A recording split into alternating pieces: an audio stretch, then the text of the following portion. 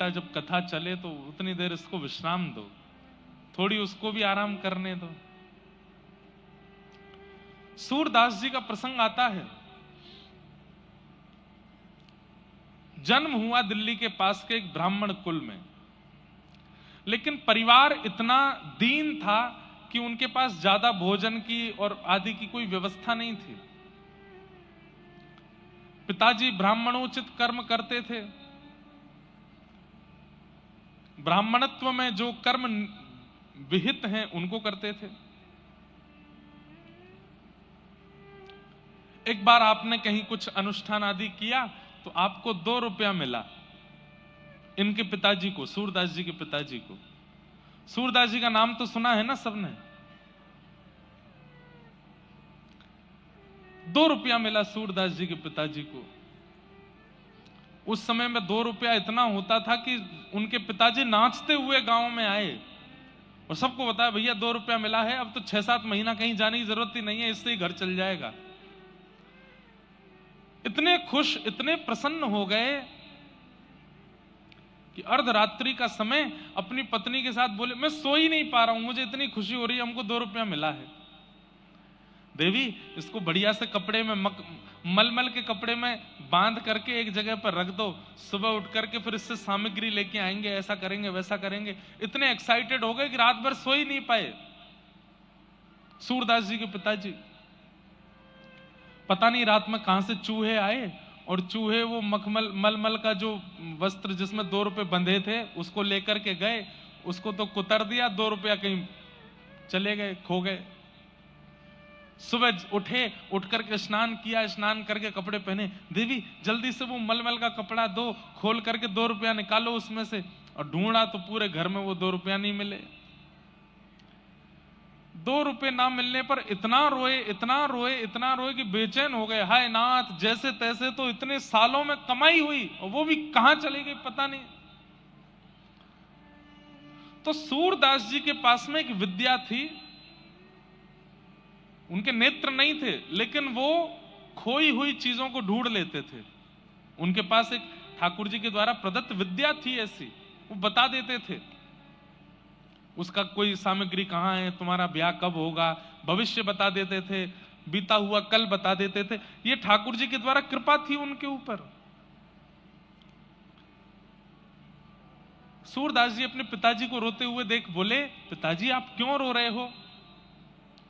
तो सूरदास जी के पिताजी बोले, बेटा 2 रुपया इतने सालों में पहली बार कमाई की और वो भी खो गए। सूरदास जी बोले, पिताजी इतना व्याकुल, इतनी बुरी तरह रुदन यदि ठाकुर जी के लिए किया होता ना तो ठाकुर जी प्रकट हो जाते आपके आगे। ये 2 रुपया के लिए रो रहे हो? अरे जो खर्च हो जाना उसके लिए क्यों रो रहे हो आप? अरे बेटा तू क्या जाने, तू तो घर में पड़ा रहता है, दिखाई तुझे देता नहीं है, मां भोजन बना देती है, खा लेता है, तू क्या जाने कि पैसे का कितना मूल्य होता है। मुझे तो 2 रुपए चाहिए। और मैंने सुना है तेरे मित्र बताते हैं कि तू भविष्य बता देता है, तू खोई हुई चीजें बता देता है, चल मेरे 2 रुपए बता कहां गए होंगे। सूरदास जी बोले, पिताजी मैं अपने ठाकुर जी के द्वारा दी गई विद्या का इस प्रकार प्रयोग नहीं करना चाहता। पिता हट करवाने लगे, बोले बता 2 रुपया कहां है, तेरे पिता की आज्ञा है।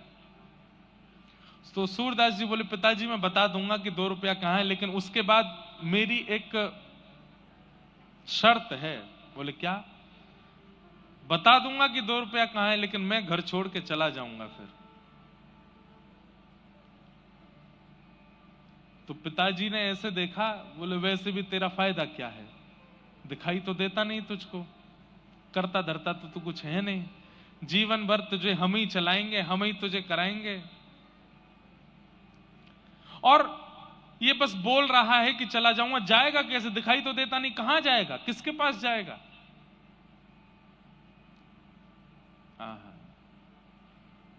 सूरदास जी के अंदर बचपन से ही, कई बच्चों में भी आप लोग देखेंगे कि उनके घर में सिखानी नहीं पड़ी है, पर पता नहीं कहां से उन बालकों में भक्ति आ जाती है। ये उनके पूर्व जन्म के संस्कार हैं। सूरदास जी पूर्व जन्म के श्री उद्धव जी महाराज हैं, इसलिए उनके अंदर भक्ति बाल्यकाल से ही है।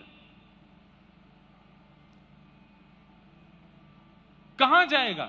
2 रुपया बता के कहीं चला भी जाएगा तो तू जाएगा कहां? सूरदास जी कह रहे हैं, नाथ तू अनाथ को अनाथ कौन मोसो, मो समान आरत नहीं, आरत हर तो सो। अरे पिताजी,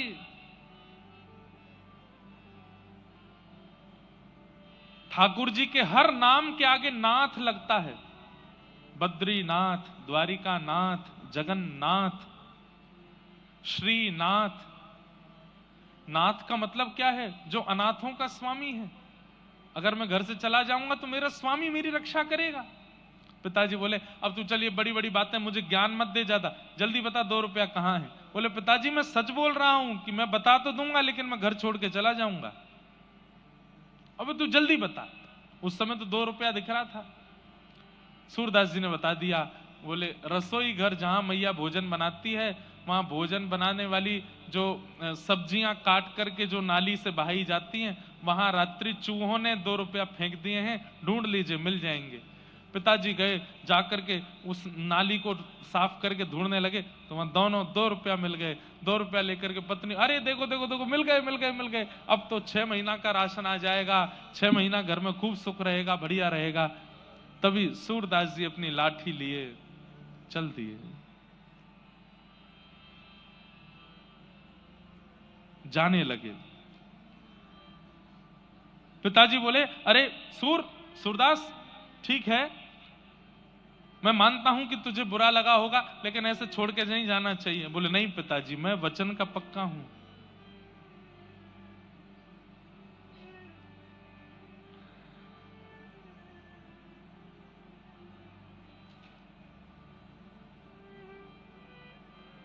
एक बहुत सुंदर पद है,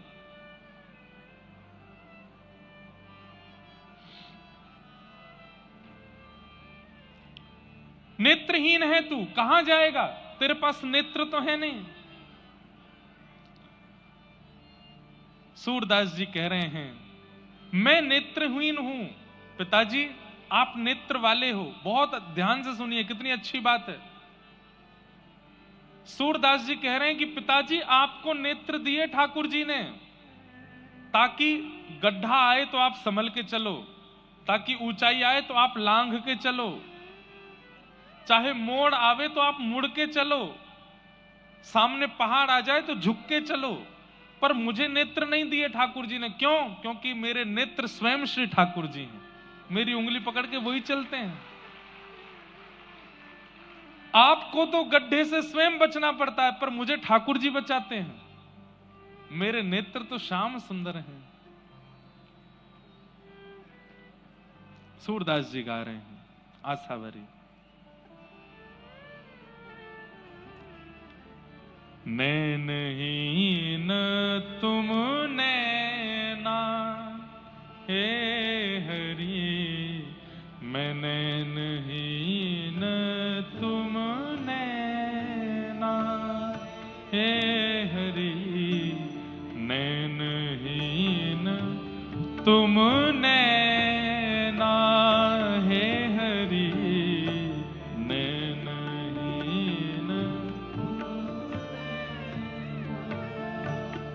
हे थाम उंगरिया जान डगरिया, थाम उंगरिया,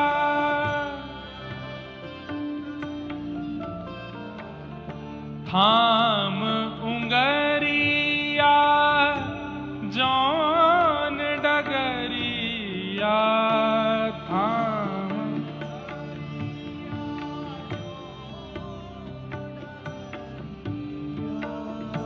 ले चलो मोहे जानो, हाँ ले चलो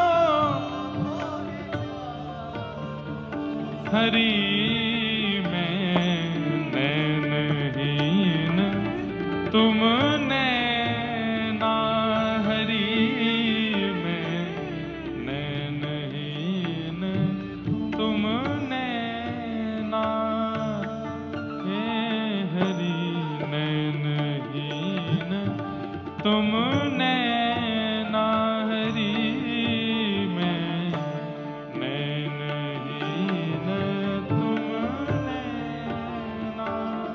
हरि में नैनहीन तुम नैना, हरि में नैनहीन।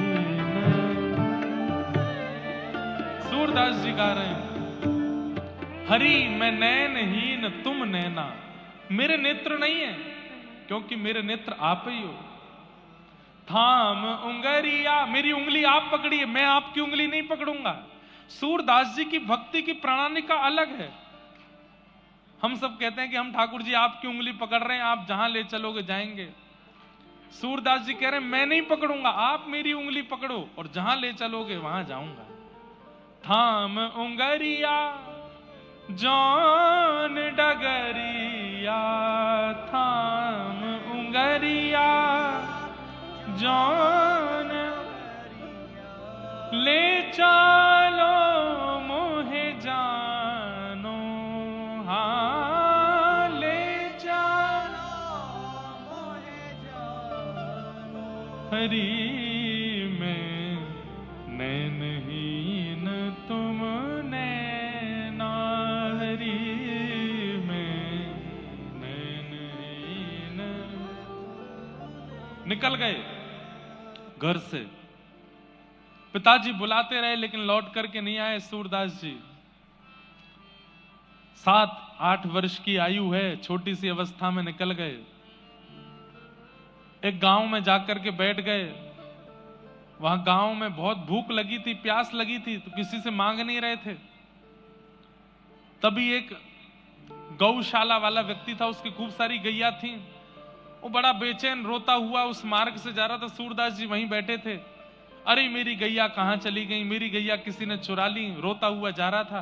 सूरदास जी ने, उनको पता तो चली जाता था, उन्होंने तुरंत उस व्यक्ति से कहा, सुनो पास का एक और गौशाला वाला व्यक्ति है, चरवाहा है, वो तुम्हारी गैया लेकर के उस सरोवर के पास है, जाओ ले आओ।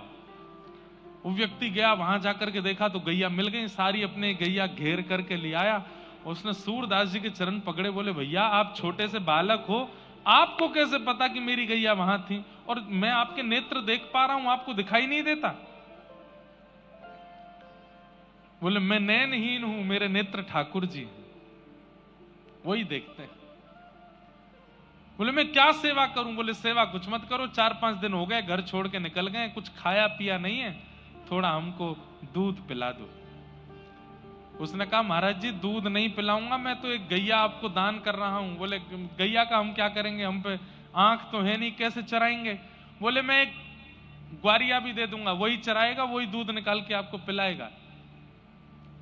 सूरदास जी बोले बढ़िया है, दूध पिएंगे, भजन करेंगे ठाकुर जी का।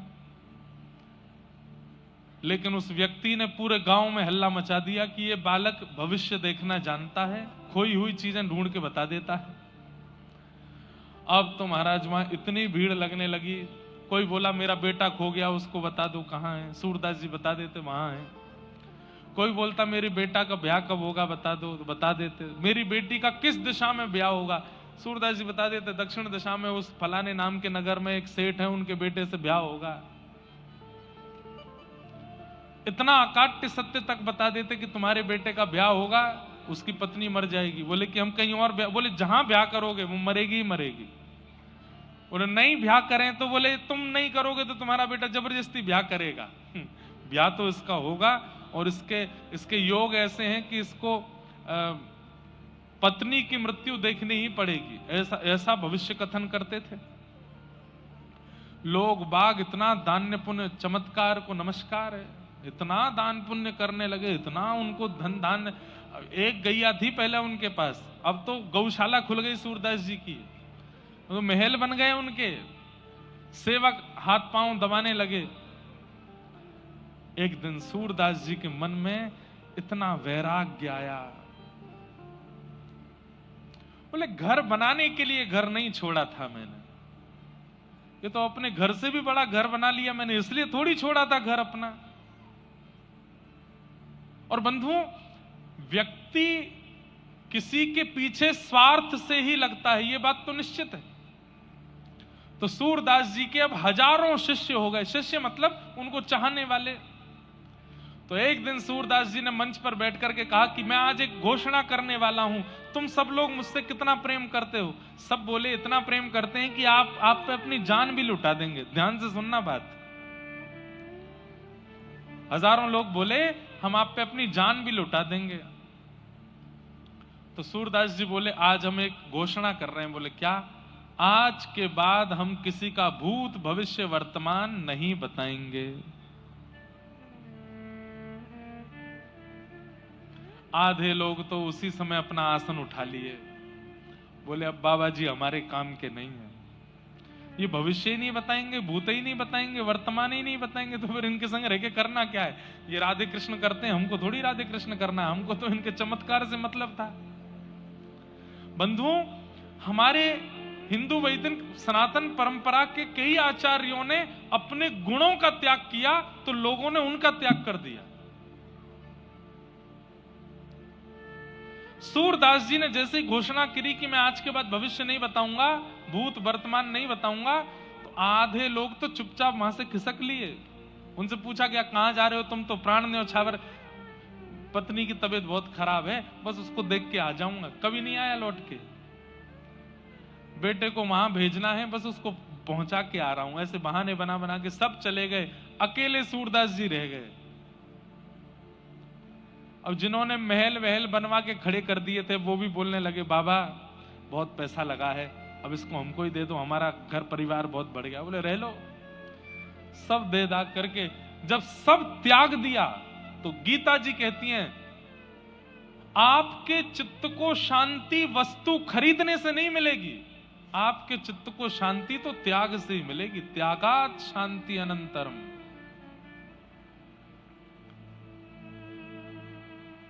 जितने लोगों को जोड़ते चलोगे, जितने संबंध बनाते चलोगे, जितनी व्यवस्थाएं जीवन में लाते चलोगे, उतने ही ज्यादा अशांत हो जाओगे आप।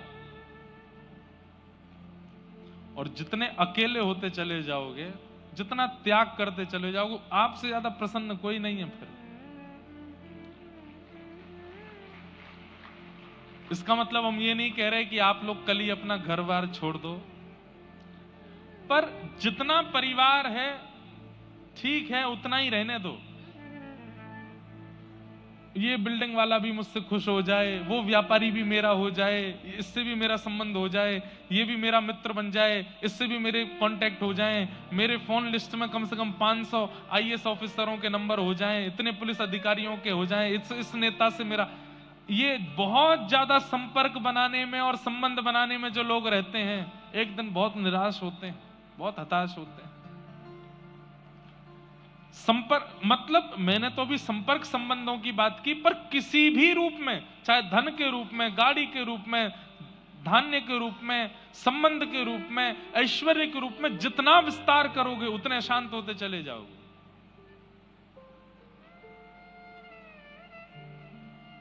और जितने एकांत उतने प्रसन्न। सूरदास जी ने जब सबने सूरदास जी का त्याग कर दिया, सूरदास जी बोले अब मन को शांति लग रही है, अब मन को अच्छा लग रहा है।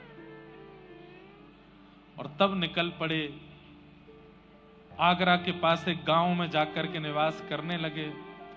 अब किसी का भविष्य भूत वर्तमान नहीं बताते, उनको पता चल भी जाता है फिर भी नहीं बताते, केवल भजन करते हैं ठाकुर जी का। 30 वर्ष के आसपास की आयु हो गई, तब जाकर के मन में फिर से एक विकार लगा कि कुछ कमी है, कुछ जैसे मानो रह गया हो। तब पूछने लगे अपने आप से कि क्या रह रहा है, क्या छूट रहा है। तब मन से आवाज आई कि अभी तक तुम्हारे गुरु नहीं मिले, तुम्हारे जीवन में सदगुरु नहीं आए। तब इच्छा हुई कि मैं किसको गुरु बनाऊं।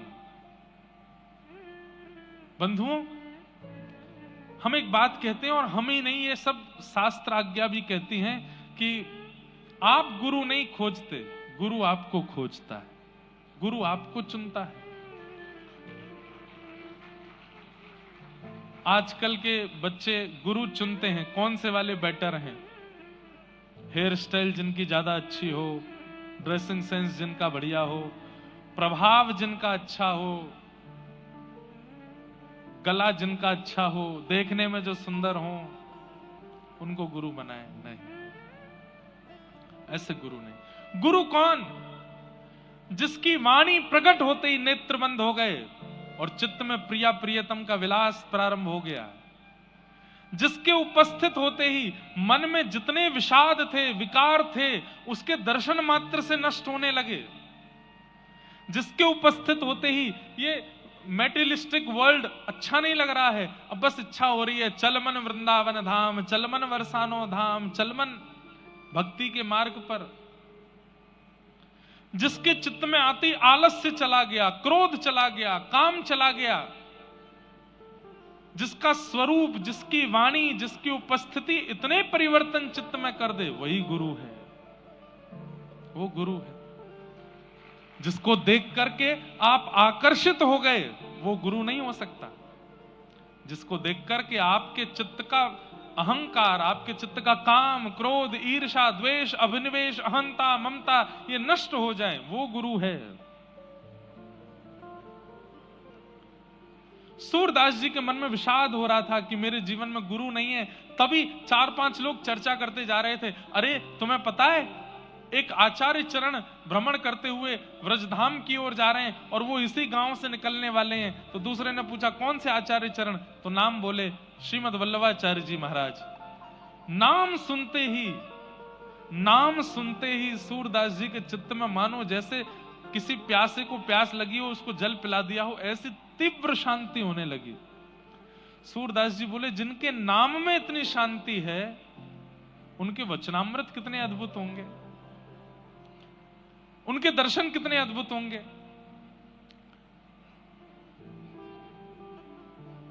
गांव में श्रीमद वल्लभाचार्य जी का आगमन हुआ। इन्होंने किसी गांववासी से कहा मुझे वल्लभाचार्य जी के दर्शन कराने ले चलो। तो गांव के सदस्य ने कहा भाई तुम पर नेत्र तो है नहीं, तुम क्या दर्शन करोगे, तुम देख तो पाते नहीं हो, कैसे देखोगे। सूरदास जी का उत्तर गजब का है।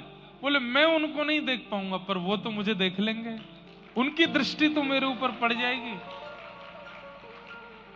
बस यही तो चाहिए कि वो मुझे देख लें एक बार। और जैसे ही सूरदास जी पहुंचे, श्रीमद वल्लभाचार्य जी महाराज विराजमान थे गुरु रूप में, सामने असंख्य भक्त बैठे थे। किसी ने कहा ये बड़े अच्छे साधक हैं, इनका नाम सूरदास है। और आंसू कवि किसको कहते हैं? जो तुरंत रचना करके गा देता हो, तुरंत रचनाएं करके बना देता हो, उसको आंसू कवि कहते हैं। और ये आंसू कवि हैं। वल्लभाचार्य जी बोले अच्छा इधर आओ। सूरदास जी लठिया लेके गए, बैठ गए, कुछ सुनाओ। सूरदास जी तुरंत गाने लगे। कौन कुटिल खल कामी मौसम, कौन कुटिल खल कामी, जो तन दियो ताहि बिसरायो, ऐसो नमक हरामी। अपनी बुराई करने लगे, मैं तो कुटिल हूं, मैं तो कामी हूं, ऐसा पद गाने लगे। वल्लभाचार्य जी बोले कुछ और सुनाओ। तो सूरदास जी ने दूसरा पद गाया। हरि मैं पतितन को सरदार, मैं पापियों का सरदार हूं, सरताज हूं।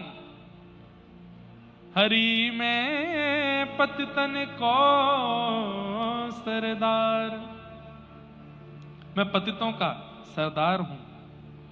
को कर सके बराबर मेरी, नहीं को के लायक। जो प्रभु अजामिल को दीन्यो, सो पाटो लिखत पाऊं। हरि जी में पतितन को सरताज। तो वल्लभाचार्य जी महाराज सामने बैठे बैठे बोले, हमारी ब्रज भाषा का शब्द है, बोले गिघियाए क्यों रहे हो? मतलब सिंपैथी पाने के लिए अपनी इतनी निंदा क्यों कर रहे हो? मैं ऐसा हूं, मैं वैसा हूं, इतने दीन दुल्लर तिल्लर होकर के इतनी बुराइयां अपनी कर रहे हो। अरे कुछ अच्छा सुनाओ, कुछ ठाकुर जी की लीला सुनाओ। सूरदास जी बोले मैंने आज तक यही सब गाया है। सुनेरी मैंने निर्बल के बलराम, ये पद तो सबने सुना होगा सूरदास जी का। सुनेरी मैंने निर्बल के बलराम, पिछली साख भरूं संतन की आड़ सवारे काम। जब लग गज बल अपनो बरत्यो नेक सरयो नहीं काम। निर्बल है बलराम पुकार्यो आयो आधे नाम। सुनेरी मैंने निर्बल के बलराम। गजेंद्र ने अपना पूरा बल लगा लिया लेकिन ग्राह से अपने पैर को नहीं छुड़ा पाया। लेकिन जैसे ही आपको पुकारा तो आधा नाम हरि, हरि पूरा नहीं बोल पाया, केवल ह बोला है। रौ बोलते बोलते तो ठाकुर जी आ गए, आकर के गजेंद्र को वहां से उबार लिया। आए आधे नाम, सुनेरी मैंने निर्बल के बलराम। द्रुपद सुता निर्बल भईता दिन, तज आए निज धाम। दुशासन की भुजा थकित भई, वसन रूप भय श्याम। सुनेरी मैंने निर्बल के बलराम।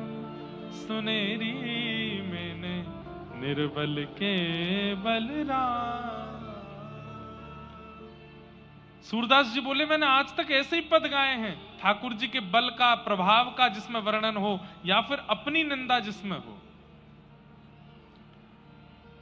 गोस्वामी वल्लभाचार्य जी बोले एक बार जाओ जमुना स्नान करके आओ। जमुना स्नान करके आए तो आकर के बोले अपने दिव्य चक्षुओं से अनुभव करने का प्रयास करो, सामने क्या दिखाई दे रहा है। सूरदास जी ने यथा उचित वर्णन कर दिया कि आप एक सुंदर आसन पर बैठे हैं, पीली पीतांबरी, पीले वस्त्र पहने हैं, आपके सुंदर ललाट पर गोल तिलक है, वल्लभ कुल का तिलक है, आपके कानों में सुंदर कुंडल है, लंबी चौड़ी शिखा है, आपका ललाट बिल्कुल तेज से भरपूर है। वल्लभाचार्य जी बोले और बताओ और क्या दिख रहा है। तभी सूरदास जी के नेत्रों से अश्रु आने लगे। ओहो जय हो, आपके बाम भाग में गौर वर्णा श्री किशोरी जी बैठी हैं और आपके दाहिनी गोद में श्याम सुंदर ठाकुर जी बैठे हैं, मुझे दिख रहा है। वल्लभाचार्य जी बोले अब सुनाओ। तब सूरदास जी ने ठाकुर जी की लीला का पद गाया, ठाकुर जी की किसी लीला का पद गाया। शोभित कर नवनीत लिए, घुटरुन चलत रेणु तन मंडित, गोरोचन तिलक किए। जिनके पास नेत्र नहीं है ऐसे सूरदास जी तुरंत लीलाएं बना बना करके गाने लगे, आहा वर्णन करने लगे।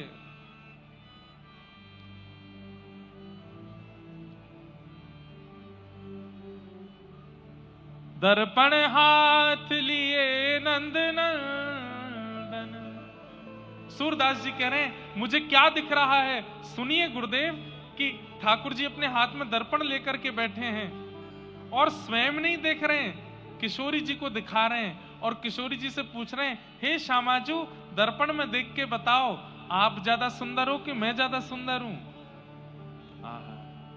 हे राधे रानी तुम्हें लागत हूं मैं कैसो, हे श्यामा प्यारी तुम्हें लागत हूं मैं कैसो। सूरदास जी वर्णन करने लगे ठाकुर जी की लीलाओं का।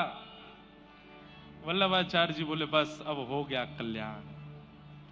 एक गुरु की कृपा की कोर होते ही बिना नेत्रों के भी वो दिखने लगा सूरदास जी को जो किसी को नहीं दिखता था। वल्लभाचार्य जी महाराज ने श्रीमद् भागवत जी की पोथी ली और श्रीमद् भागवत जी के ज्यों ज्यों प्रसंग सुनाए, ज्यों ज्यों वर्णन किए। सूरदास जी को सुनते 4 शब्द हैं पर दिखाई 18 शब्द देने लगते हैं।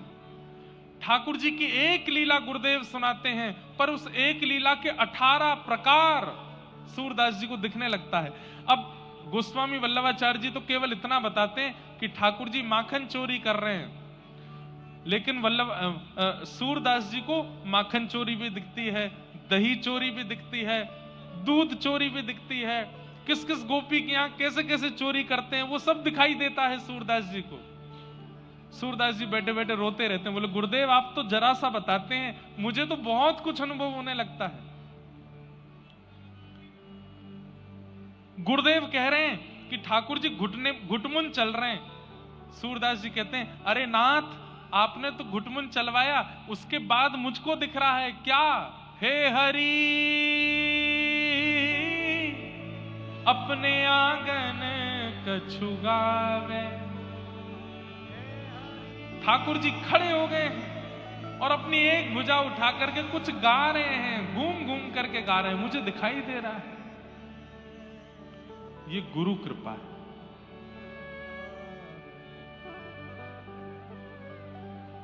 लोगों ने कितनी परीक्षाएं ली सूरदास जी की। मंदिर में रोज श्रृंगार होता था। सूरदास जी दर्शन करने जाते लाठी लेकर के, ठाकुर जी इधर हैं और सूरदास जी इधर देख करके खड़े होते। कोई आकर के घुमा देता, बोले सूरदास जी यहाँ हैं ठाकुर जी, तो वहां खड़े होकर के भी ऐसे मुंह घुमा लेते, अच्छा यहाँ हैं? बोले यहाँ नहीं इधर हैं, ये रहे सामने। अच्छा अच्छा अच्छा, सब कहते बेचारों को दिखता नहीं है। पर जैसे ही कपाट खुलते सब तो जय जयकार करते, दर्शन करते। सूरदास जी उस पोशाक का वर्णन कर देते जो ठाकुर जी पहन के आए हैं। आज तो ठाकुर जी ने पीतांबरी पहनी है, आज तो थोड़ी पर सुंदर लाल हीरा चमक रहा है, आज तो ठाकुर जी ने ऐसी पाग धारण करी है।